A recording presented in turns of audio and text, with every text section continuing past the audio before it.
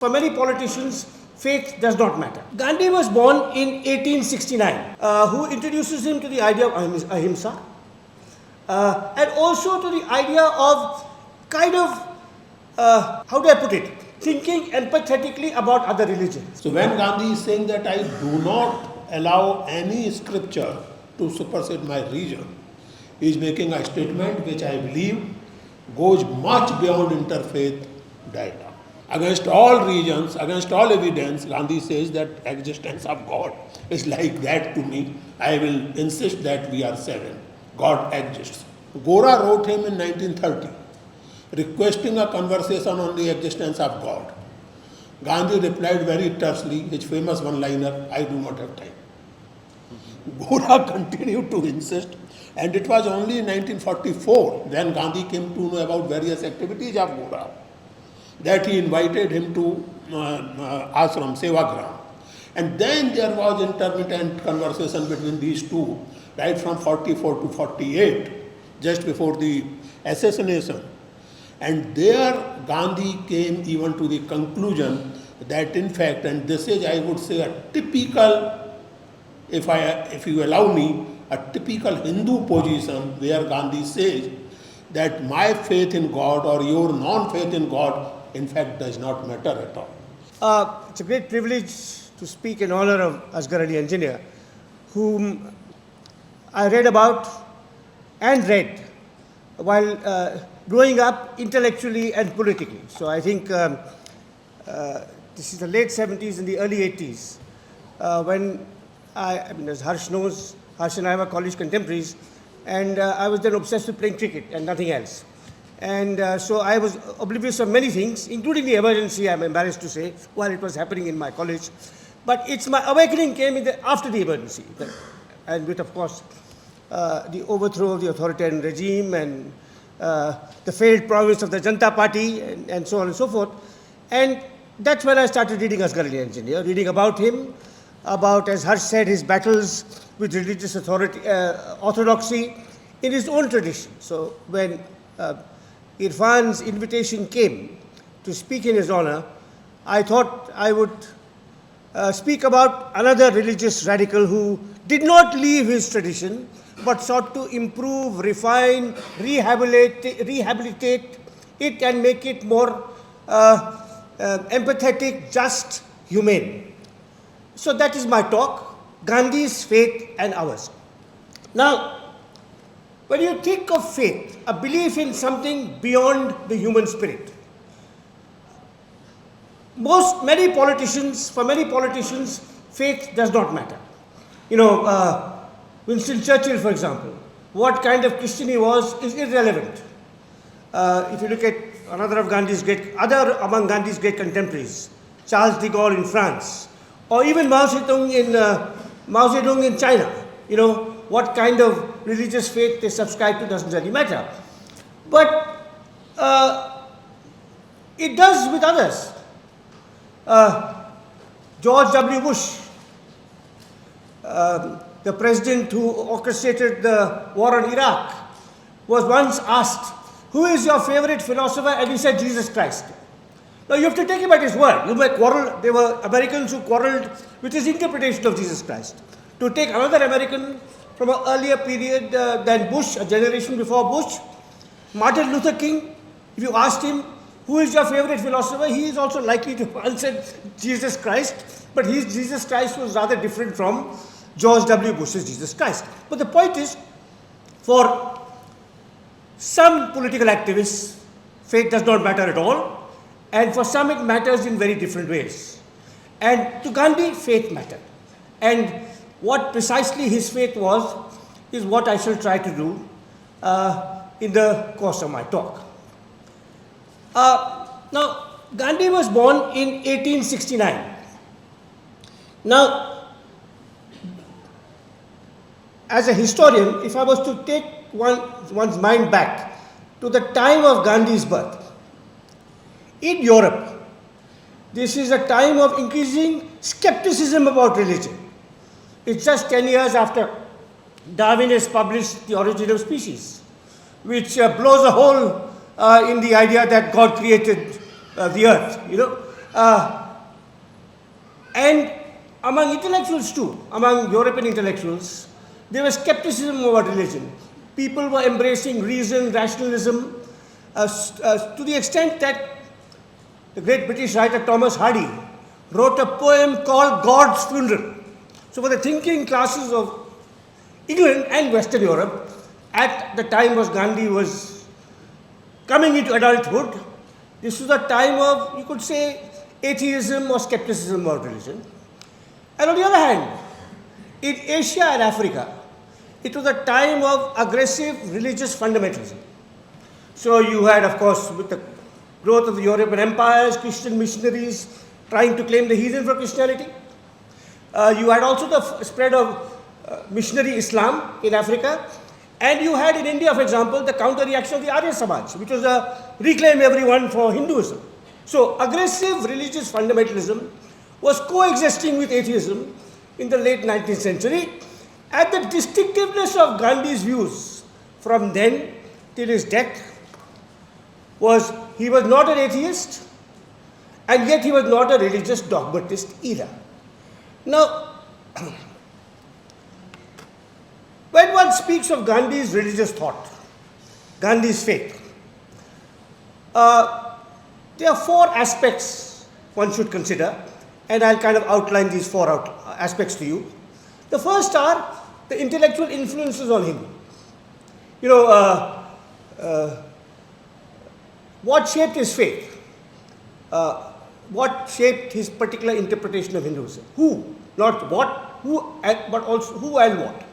So the intellectual influences, then the personal influences. That would be the second aspect. The third would be his religious philosophy.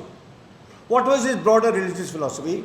What you may call theology. What was his religious philosophy? I like to argue that Gandhi was a theological pluralist. I'll explain what that means. And finally, the role of faith and belief in the Indian freedom struggle. So there are four aspects: the intellectual or moral influences on Gandhi. Who were his mentors? Who was he seeking? You know, like several people on this podium see Gandhi as their anchor. Who was as their moral anchor? Who was Gandhi seeing as his anchor? That's the first. The second is, what was his faith? The third is, what was his philosophy of faith?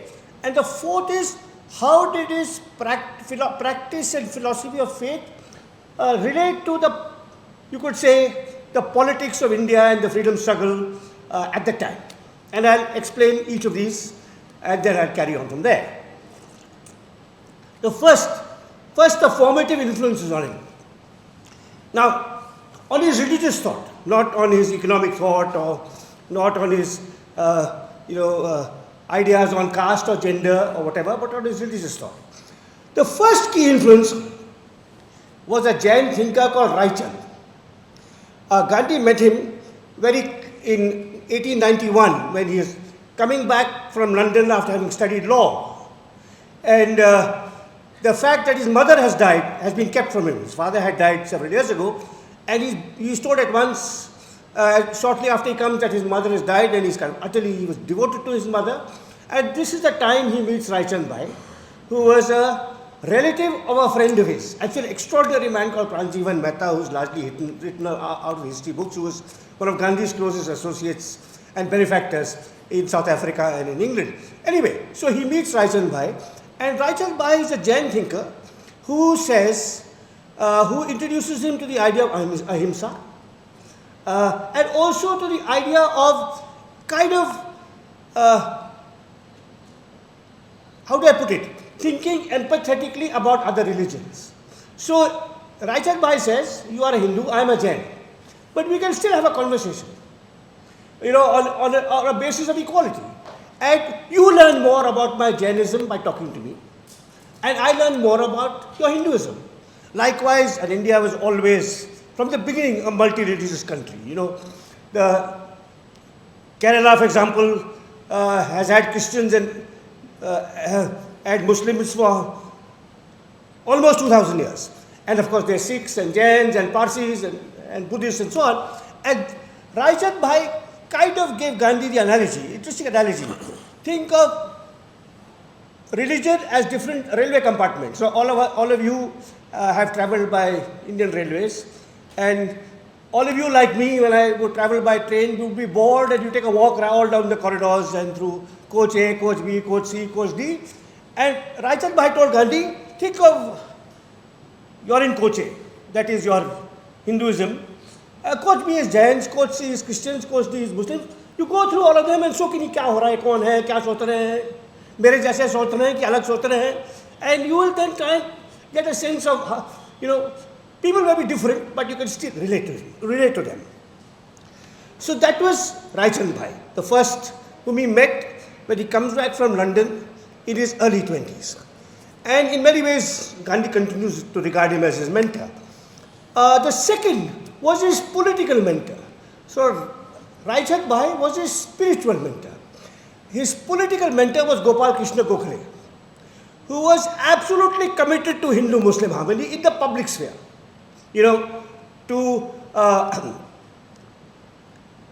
Gokhale was a quite remarkable man, now tragically forgotten and no one talks about him. I don't think any of the extraordinary courageous students who protested in Delhi have really heard of Gokhale, which is possibly the fault of us historians, we haven't written about him. But Gokhale he taught Gandhi many things. He alerted Gandhi to the injustice of untouchability too, but also the Hindu-Muslim harmony. Unlike Gokhale's great rival Tilak, who was, really much more of a, how put it, passionate believing Hindu who did not really care very much who did not see that building Hindu-Muslim relations, building cooperative, compatible relations between India's two largest religious communities required patience and tact. It could not be done overnight. So the importance of Hindu-Muslim harmony comes from Gokhale in the public sphere. Ramachandra influences him spiritually. And thirdly, there is Tolstoy. Now, Gandhi never met Tolstoy. He met Ramachandra, he had met Gokhale many times. Gokhale went to see him in South Africa. But he never met Tolstoy. And Tolstoy meant a great deal to Gandhi. Not Tolstoy's novels, by the way. There is no evidence that Tolstoy read, there is no evidence, concrete evidence, that Gandhi read either of Tolstoy's two great novels, War and Peace or Anna Karenina. And during the pandemic, when we were all at home, I set myself a challenge. I will read War and Peace and Anna Karenina, partly because I hadn't, partly because Gandhi hadn't either. And it was an enormously enriching experience. These are the two of the great novels of the 19th century. George Eliot's Middlemarch would be probably the third. So Gandhi did not read Tolstoy's novels, but he read his non-fiction. Tolstoy was a little bit like how Gandhi's career mirrors or emulates Tolstoy's career. Professional career is very interesting. Tolstoy was the most successful writer of his age who gave it up to cultivate the inner life and to work with his peasants. Gandhi was the most successful Indian lawyer in South Africa who gave it up to be an activist. That's well known. Also Tolstoy's obsession with celibacy became Gandhi's obsession with celibacy. But the interesting point of view from from the point of view of Gandhi's religious thought is the influence of him on Tolstoy's book, The Kingdom of God is Within You. Now, the kingdom of God is within me, and within Purushottam, and within Harsh, and within Irfan, and within all of you here. What does that mean? You will find your own path to God. You don't need a mullah, a Shahi Imam, a Shankaracharya, a Archbishop, none of those. You will find your own path to God, which means the hierarchy of religions. Asghar Ali Engineer did not need the Sayyidina to tell him what kind of Muslim you are. Now, this is what Gandhi gets from Tolstoy. And what is interesting to a biographer is if you look, these three come in order. So there is Ramachandra Bhai, there is Gokhale, and then there is Tolstoy. These are his three, you could say, intellectual influences. The first is the fellow Gujarati. The second is a non-Gujarati but an Indian. And the third is a non-Indian. So Gandhi is expanding his, you could say he's becoming more and more open and less xenophobic as he's growing in terms of these three influences. So that's the intellectual influences on Gandhi's view of faith. Next, I come to his personal practice. Now, I believe that Gandhi was transformed by living outside India. So he goes as a young law student and he was transformed by accident. His father's death allowed him to go to London because the father would have not encouraged him to go to London. He was able to persuade his mother, and in most Indian families of that time and possibly this time, the mother is more susceptible to pleading and beseeching by the child than the father is.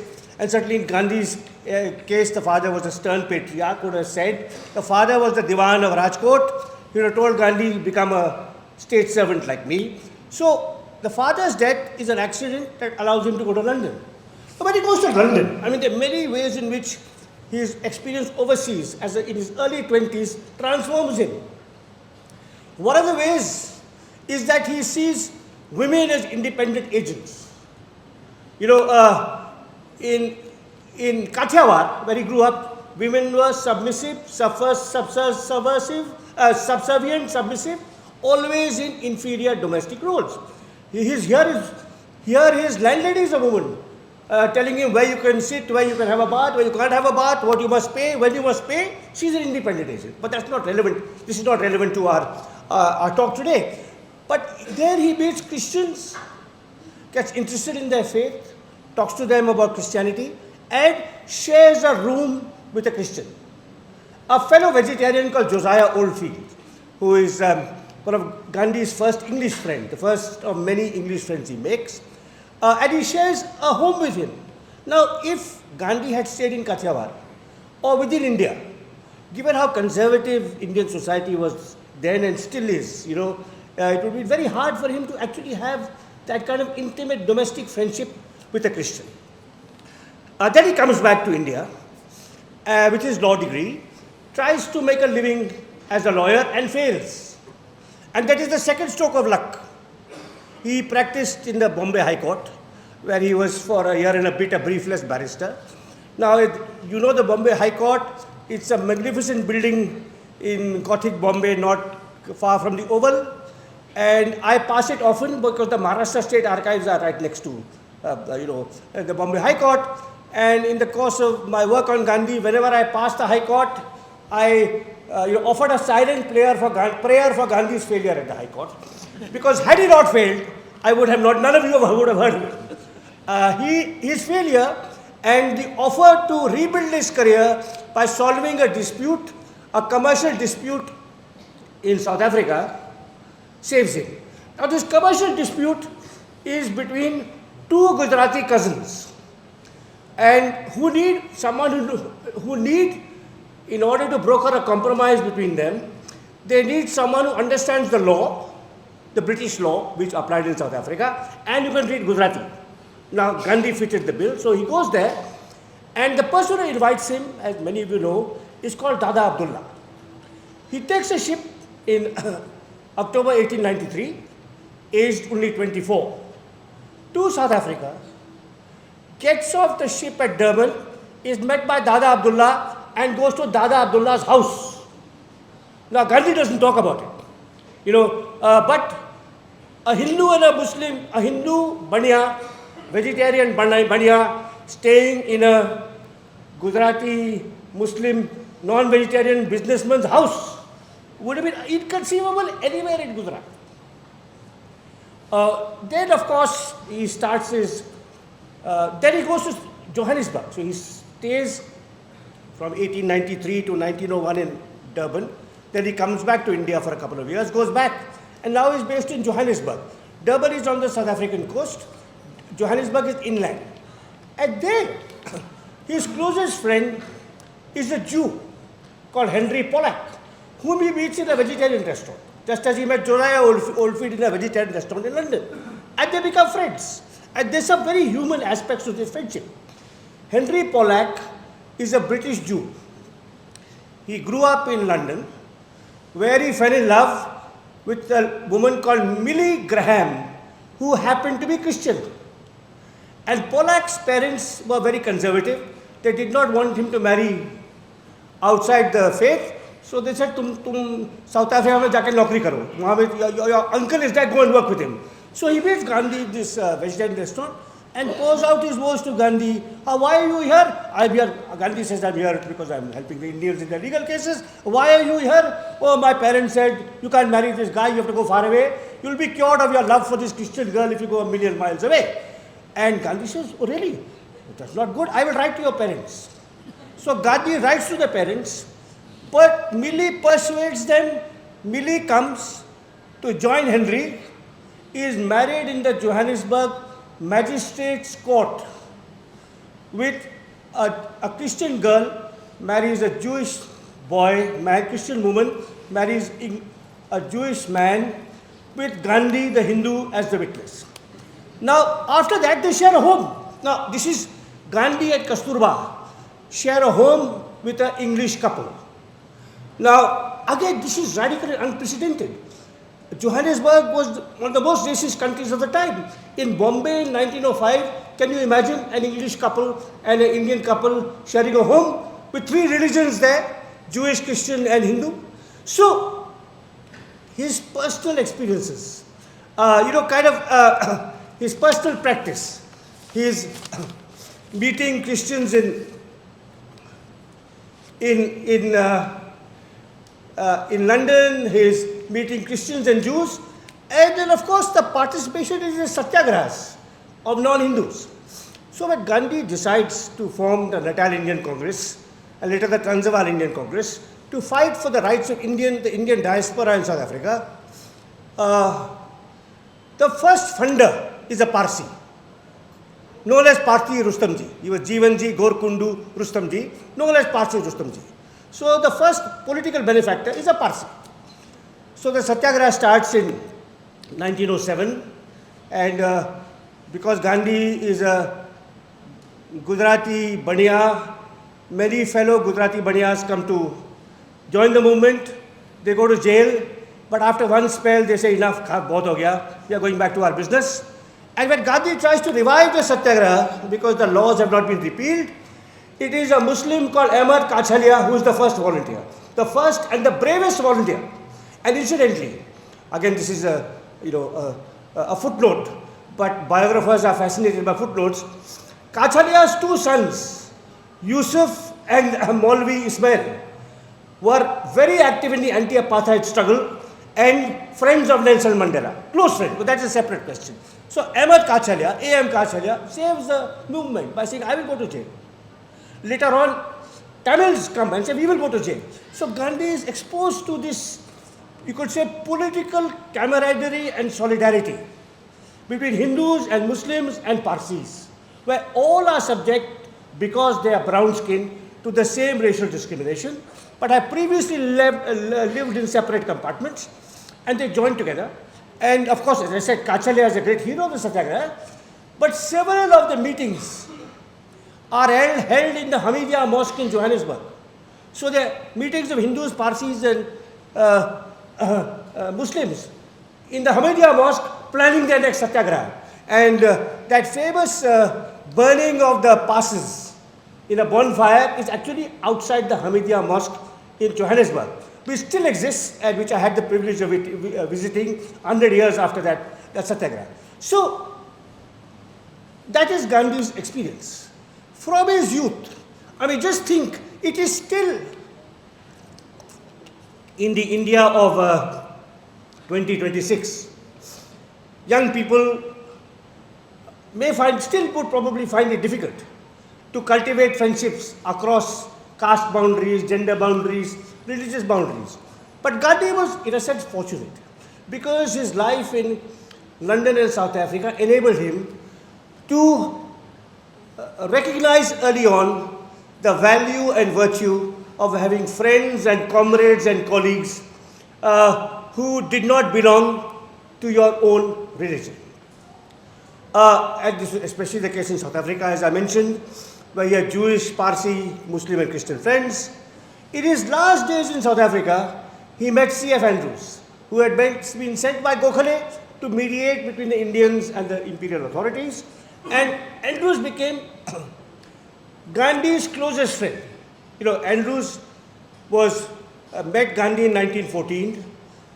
Till he died in 1940, Gandhi had no closer friend than this English Anglican priest.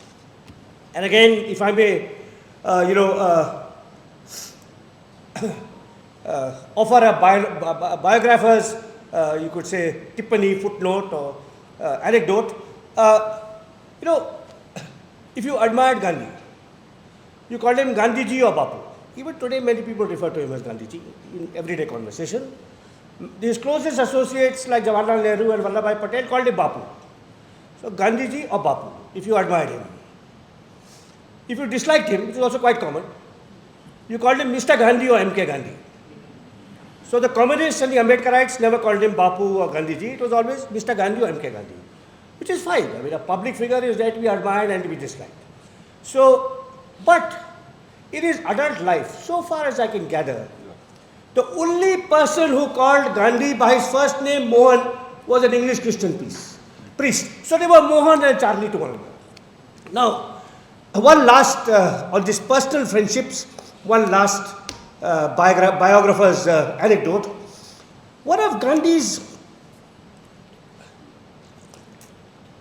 less known admirers, but a man remarkable in his own right, like many of Gandhi's less known admirers were, was a man called G. Ramachandra Rao, known as Gora.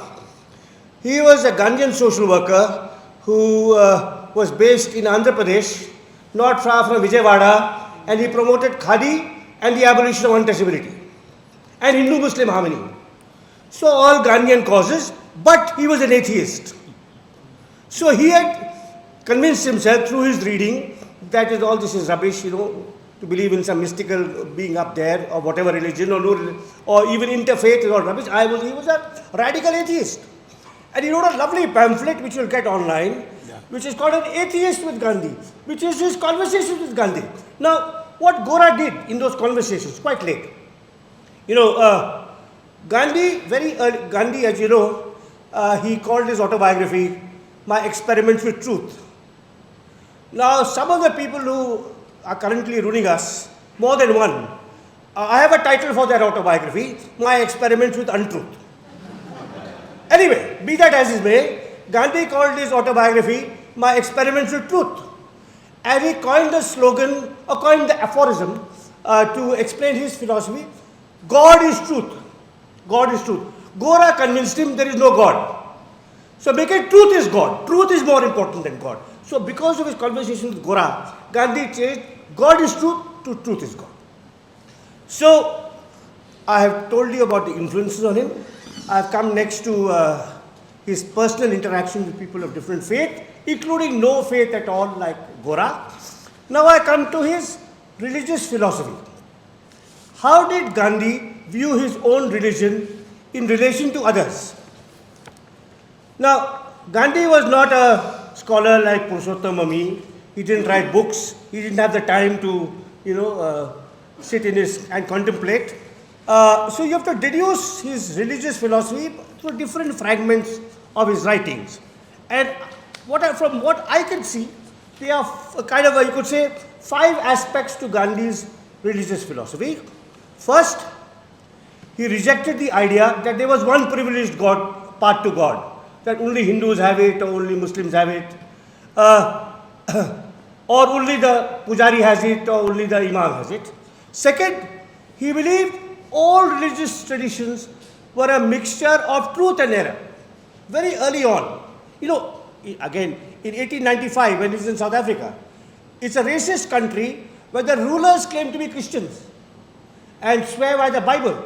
But you will see how un-Christian their behavior is.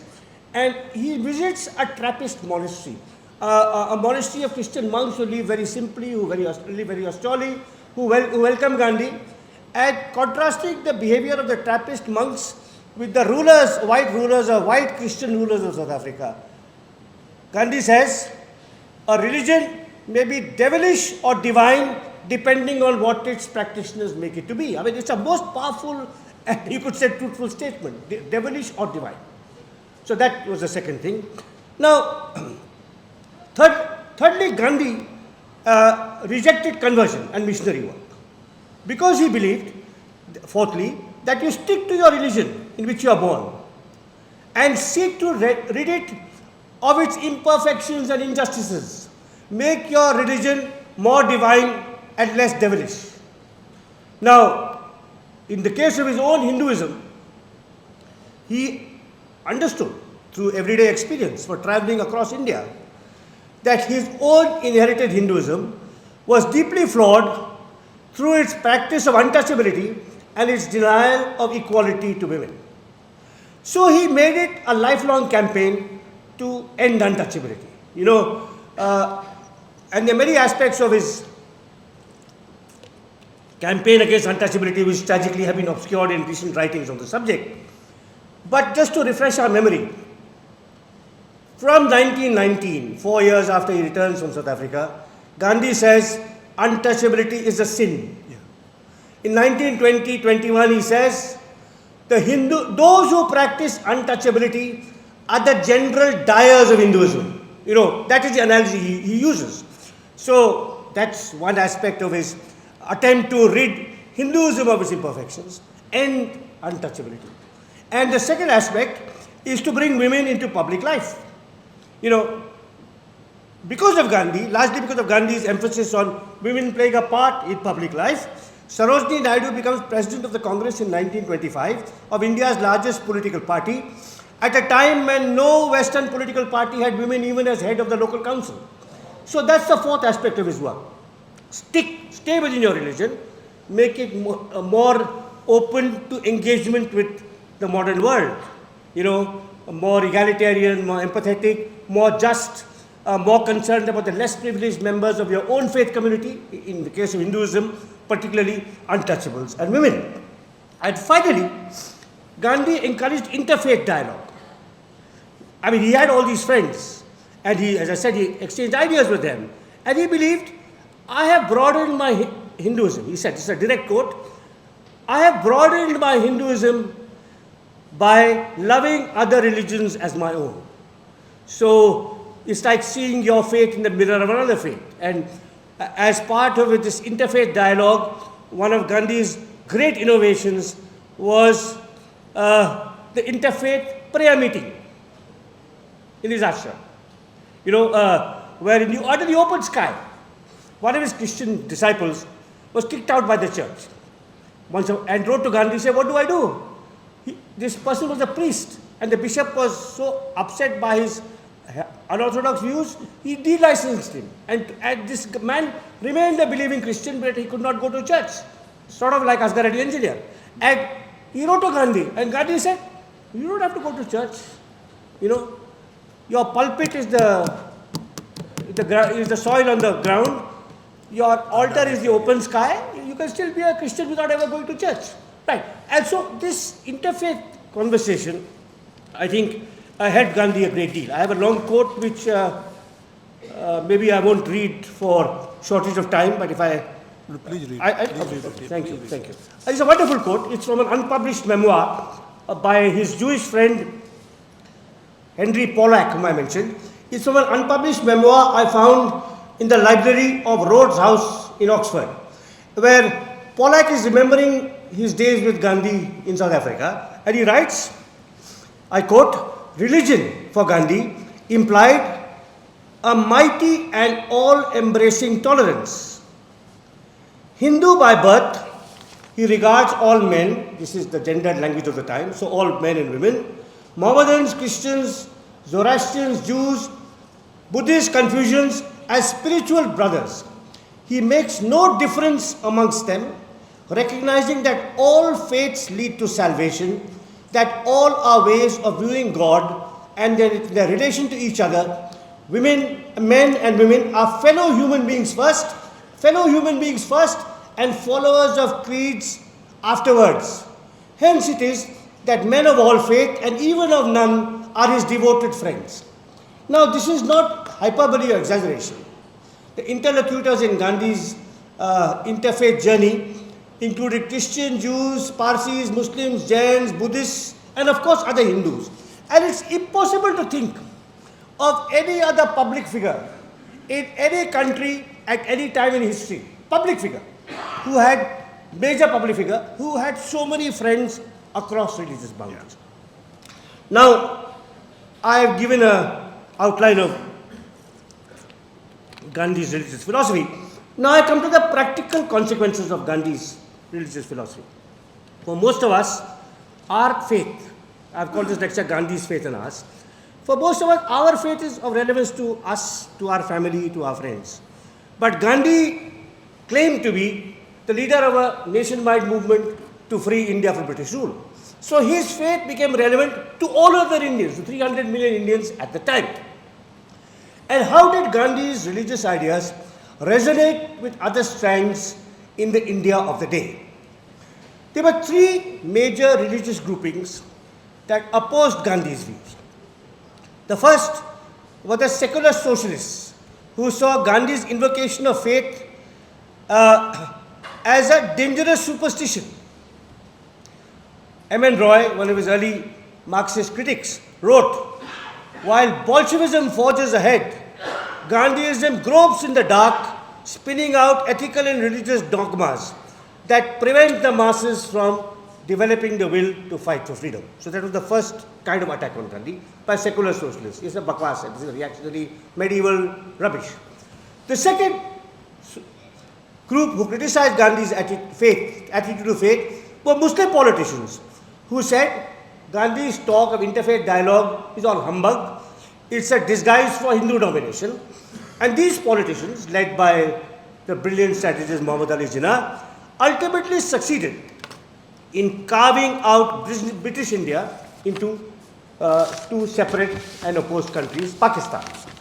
The third opponents of Gandhi's religious philosophy were the radicals on his own side, who saw his talk of interfaith dialogue as a denial of the Hindu essence of the Indian nation.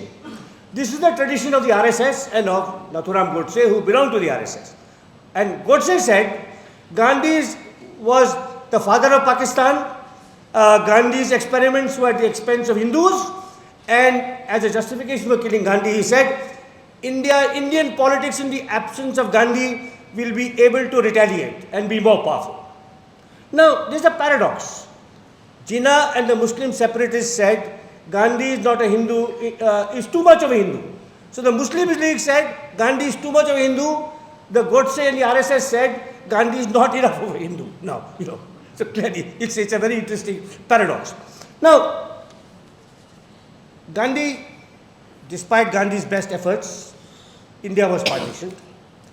And how did Gandhi react? Now, all of you know, and I won't go into it, his pilgrimage for peace in Noakhali, which Harsh mentioned, his fasts in Calcutta and in Delhi, which stopped the violence. I've just got a quote before I come to the last part of my talk. I've just got to quote a report on Gandhi's last fast, which was in Delhi between the 13th and 18th of January 1948, and which ended when the leaders of all the communities in Delhi, Hindu, Muslims and Sikhs, signed a statement pledging that they would respect one another and not create harm or violence to any one of the other community. Now, while he was on fast, we are here in Lutyens, Delhi. The fast was in what was then called Birla House, which is now Gandhi Smriti, which is probably a kilometer away as the crow flies. Back then, in January 1948, opposite Birla House was the British High Commission. What is now Raksha Bhavan, the National Defence College, was the British High Commission.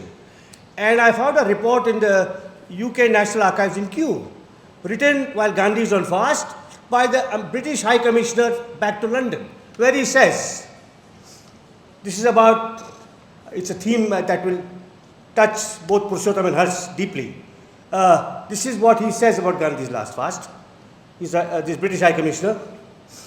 Day in and day out too, Muslims of all classes of society, that is Delhi Muslims of all classes of society, many of whom had suffered personal bereavements in the recent disturbances, came to invoke Gandhi's help. Normally too fearful even to leave their homes, they came to him because they had learned and believed that he had their interests at heart and was the only real force in the Indian Union capable of preventing them from destruction. Now,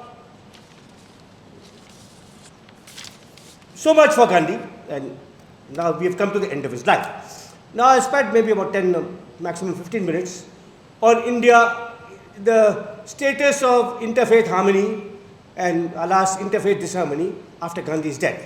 But the first thing I'd like to say in this context is that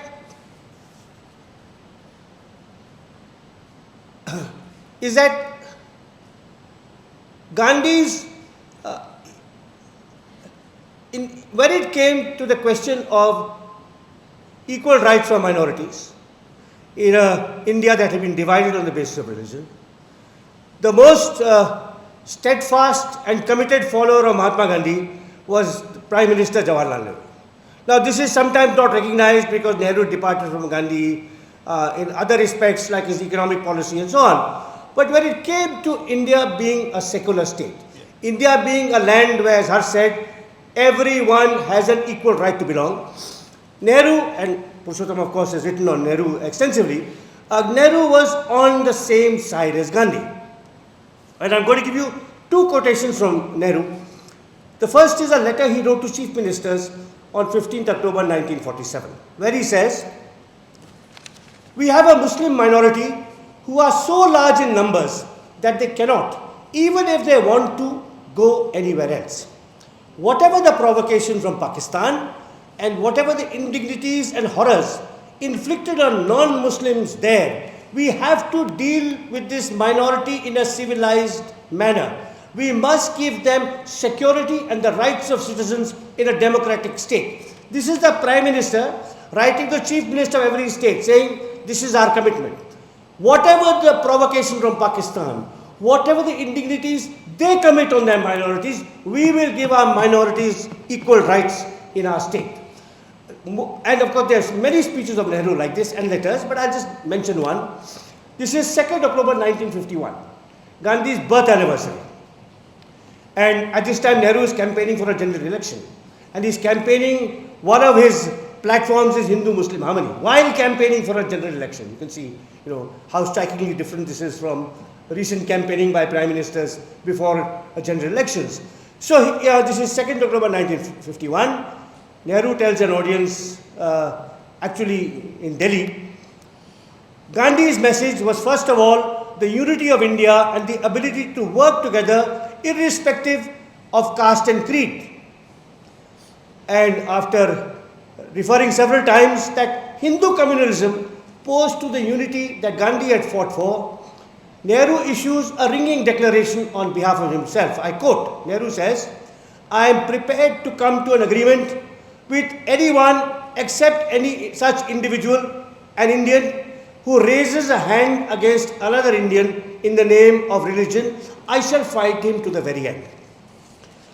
Move on to 1953. He is writing to the chief ministers again, Nehru. He says, "I urge you to create a sense of partnership in every group and individual in the country, a sense of being a full sharer in the benefits and opportunities that are offered." And he again tells the chief ministers, "It is always the duty and obligation of the majority to win the goodwill of the minorities by fair and even generous treatment." Now, Nehru becomes Prime Minister in 1947. The first communal riot, proper communal riot after Gandhi's death is 1963, which is a very complicated affair.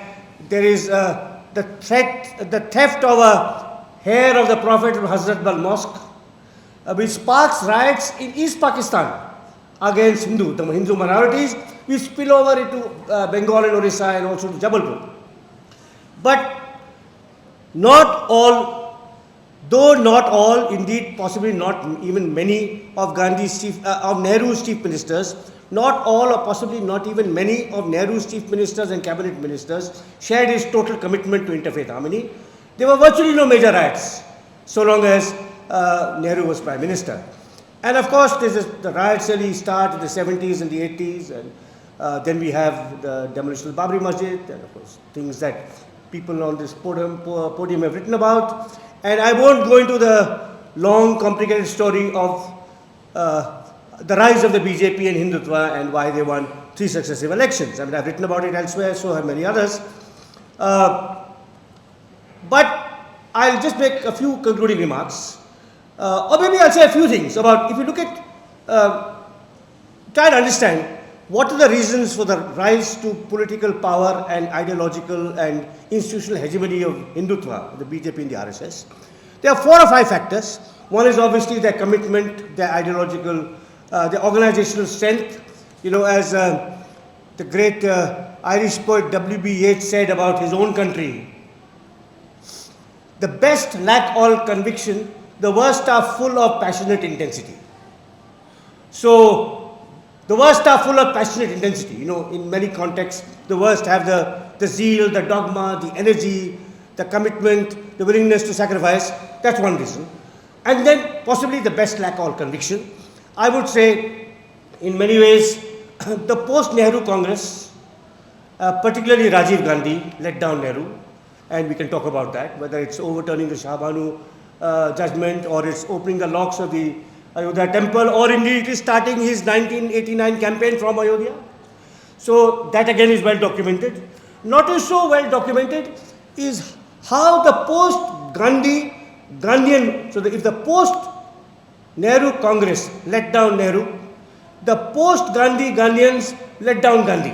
You know, and again, one figure who is extremely culpable here is Vinoba Bhave, you know, who never really took up issues like the abolition of untouchability or Hindu-Muslim harmony all through the 50s and the 60s, when these sentiments had to be cultivated, deepened, and so on. Another reason for the rise of Hindutva is obviously the broader regional and global context. We live in a region in which Pakistan and Bangladesh are Islamic majoritarian states, where Hindus and Sikhs and Buddhists are treated as second-class citizens. We also live in a region where among our neighbors are Myanmar and Sri Lanka, which are Buddhist majoritarian states, where Muslims particularly, but also in the case of Sri Lanka, Hindus are treated as second-class citizens. And religious fundamentalisms are rivalrous and competitive. That's clearly also one reason. So there's a complex of factors that has brought us to the pass in which we are. But as I come to my concluding comments, I'm just going to throw open a couple of questions, not give you answers, because I'm a scholar, really not an activist. I believe in analysis. I'm not equipped to prescribe. But still to give a very kind of broad brush sense of what are the alternatives before us. How can we combat Hindutva? And I would say that from my studies of Gandhi and Gandhi's faith, and also the faith of his closest disciples, I would very broadly argue that in combating Hindutva, in restoring the pluralistic ideals and pluralistic and inclusive ideals of our constitution, we need to build on the legacy of Gandhi both. Now, there are young people in this room, but some of the people of our generation who will remember a time in the late 80s, around when the BJP was rising, when some intellectuals tried to oppose Gandhi to Nehru, saying there is a Nehruvian secularism that is flawed and a Gandhian secularism which is somehow superior. And I always had problems with that. And I believe that we need to build on the legacy of Gandhi and Nehru, both albeit in different ways and in different spheres of society. From Gandhi, we have to cultivate pluralism, friendship, tolerance, understanding at the level of everyday life. in what we may call civil society. And to my left are two sterling practitioners of cultivating friendship and tolerance and interfaith harmony in civil society. I mean, Purushottam is one of the founders of the Sampradayika Virodhi Andolan, which particularly in the decade of the 90s did extraordinary work. And if Purushottam will allow me to say it, there were many people in the SVA, but two of the principal people was this Baniya from Gwalior, and a Christian, a believing Christian, lapsed Marxist called Dilip Simian, who is a great hero to all of us, and may he long continue to inspire us.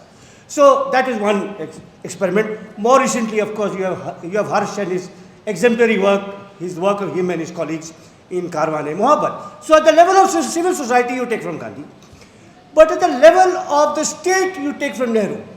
The state has to be impartial and, but because the state has the wherewithal to stop a criminal riot. A riot will only take place if the law and order machinery allows it. And the law and order machinery, the orders don't come from the commissioner of police, they come from the home minister or the prime minister or home minister or chief minister, depending on the state. And in my personal experience, I'll just give you a couple of examples. I have seen chief ministers. I've also seen prime ministers. I've not seen. I have researched a prime minister, now completely forgotten, who was totally Nehruvian in his attitude to secularism and pluralism. His name was Lal Bahadur Shastri. In 1965, when India was at war against Pakistan, Lal Bahadur Shastri gave a speech in the Ram Leela Maidan while the war was going on. And from a podium like this, he said, "To my left is Mir Mushtaq Ahmed, who was then president of the Delhi Pradesh Congress. To my right is Frank Antony, who was a famous Anglo-Indian lawyer and member of the Constituent Assembly." He said, "To my left is Mir Mushtaq Ahmed, to my right is Frank Antony. That is what makes us different from Pakistan." Right. So, maybe no prime minister since then has actually matched Nehru or Shastri in this total commitment, but some chief ministers have. I happen to be in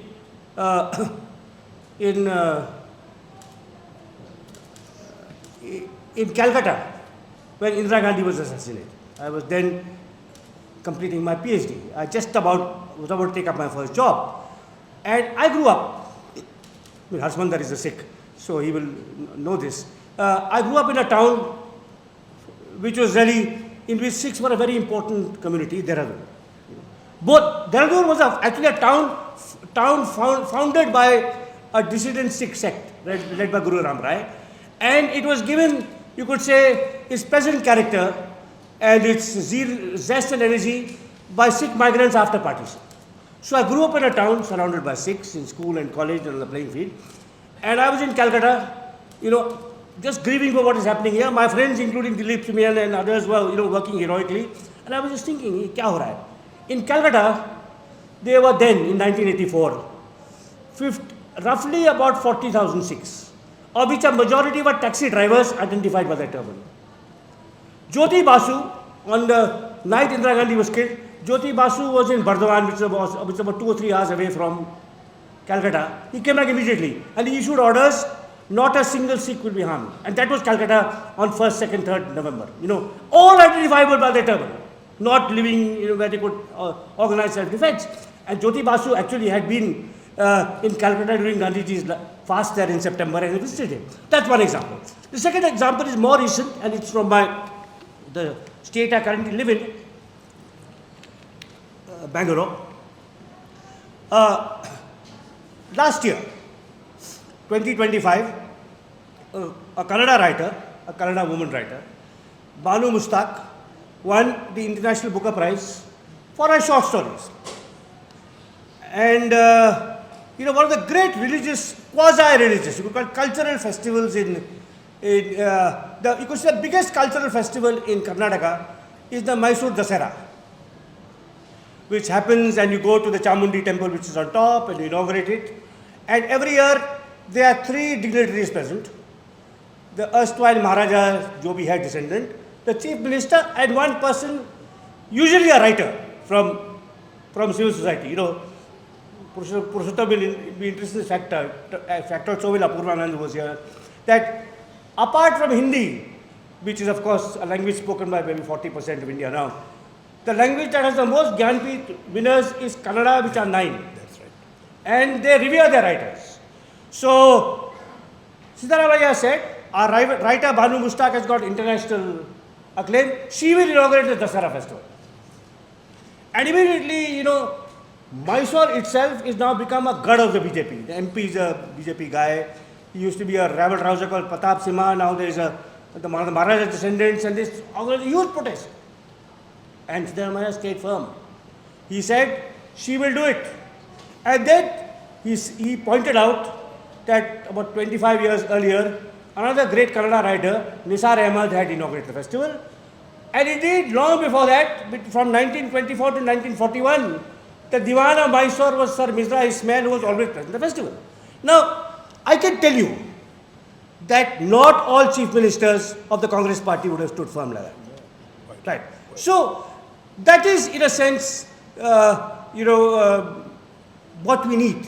We need, at the level of civil society, to deepen, to avow, uphold, deepen, take forward the legacy of Gandhi. At the level of the state, I think we need to uphold with the constitutional principles which someone like Jawaharlal Nehru, not always successfully, but always honestly and honorably tried to uphold. Thank you.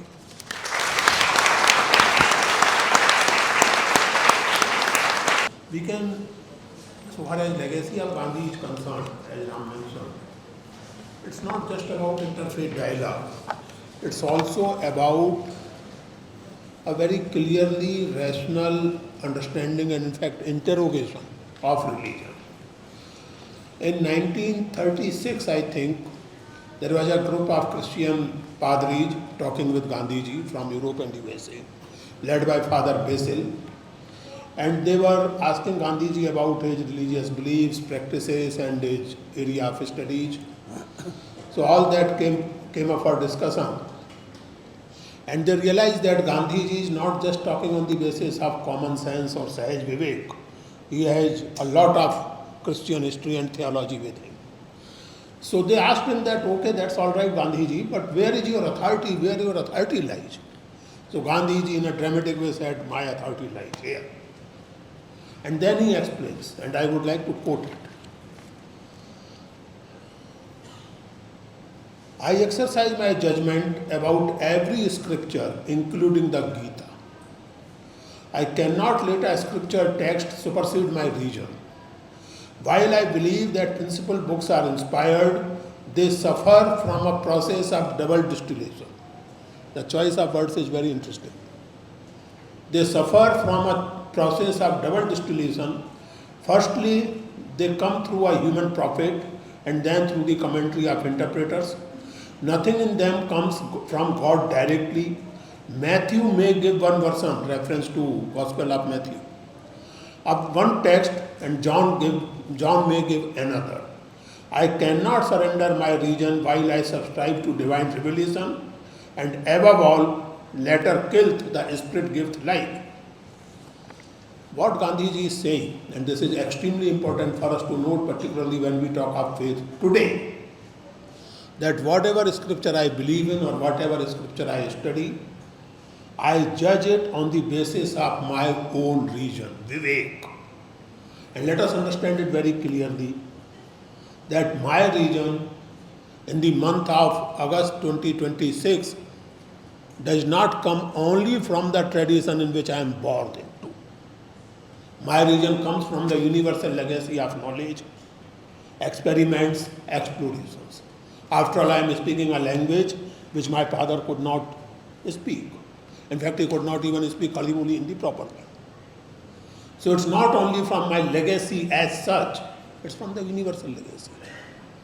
So when Gandhi is saying that I do not allow any scripture to supersede my reason, he is making a statement which I believe goes much beyond interfaith dialogue. It's essentially a rationalist position.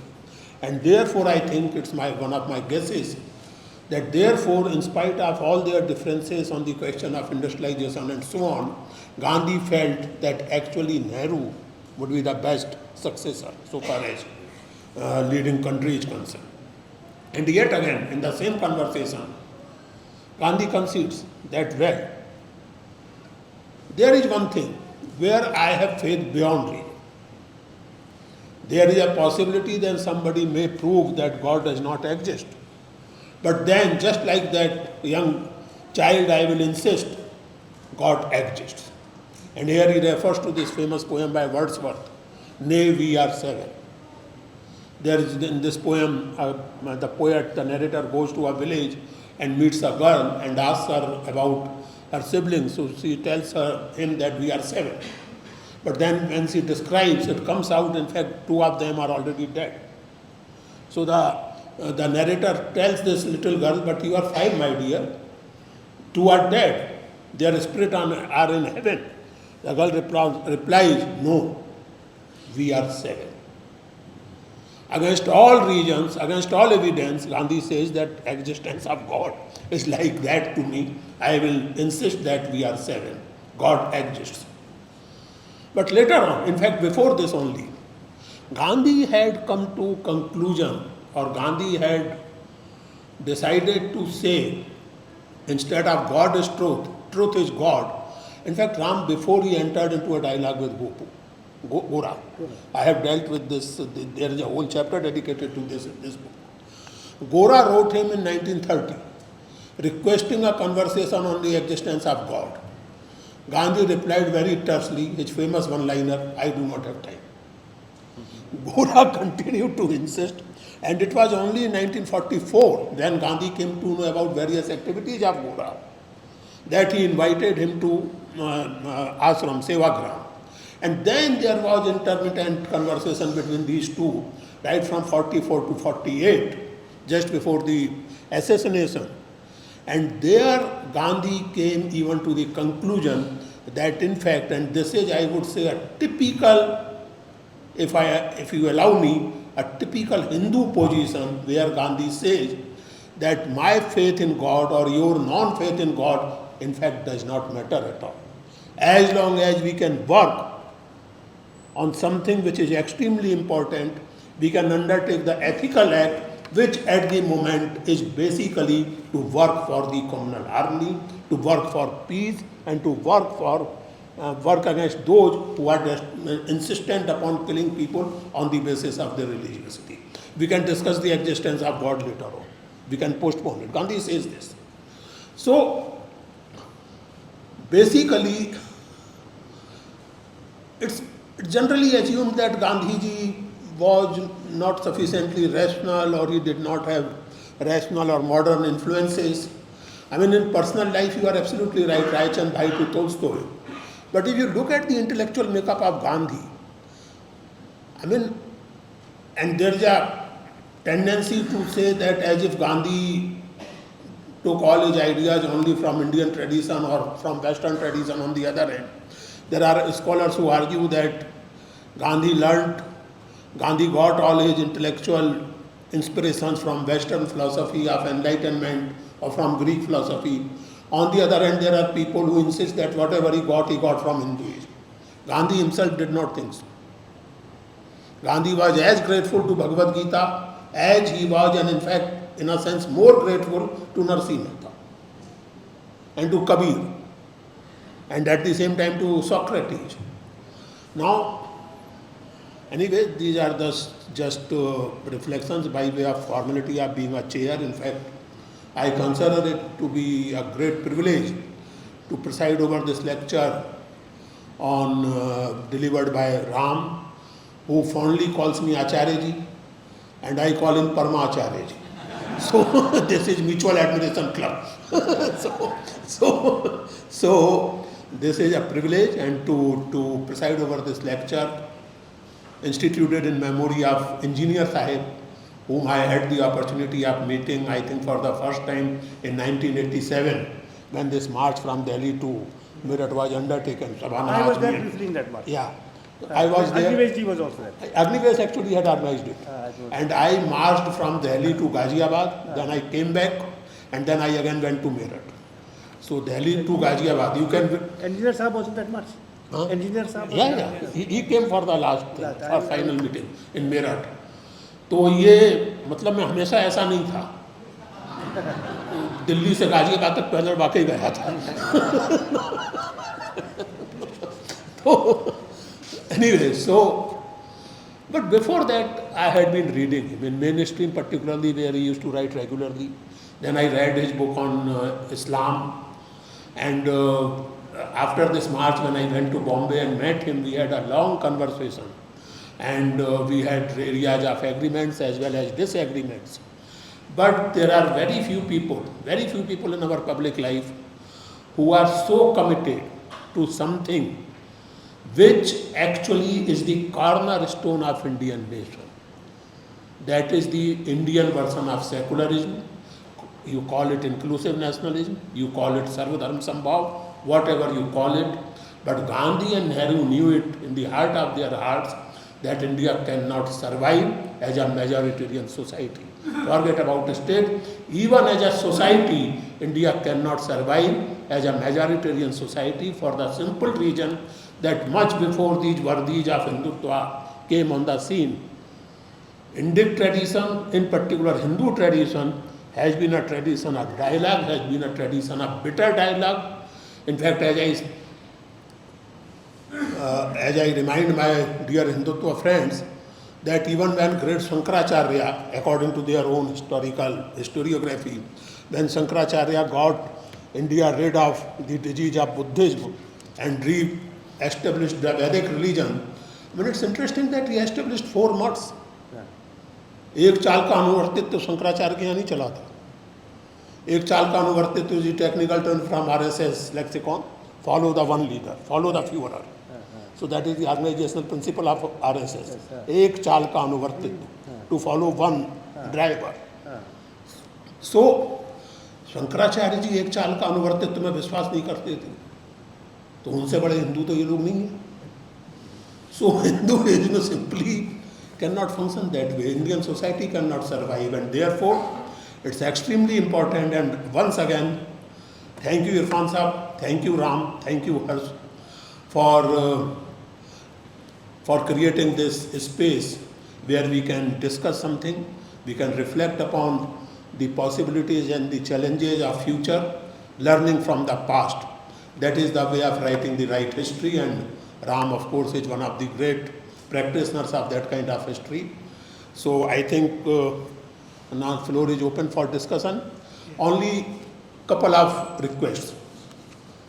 No counter lectures. No counter lectures. And certainly no long comments. Pointed questions addressed primarily to Ram, and if necessary to me as well, but primarily to Ram.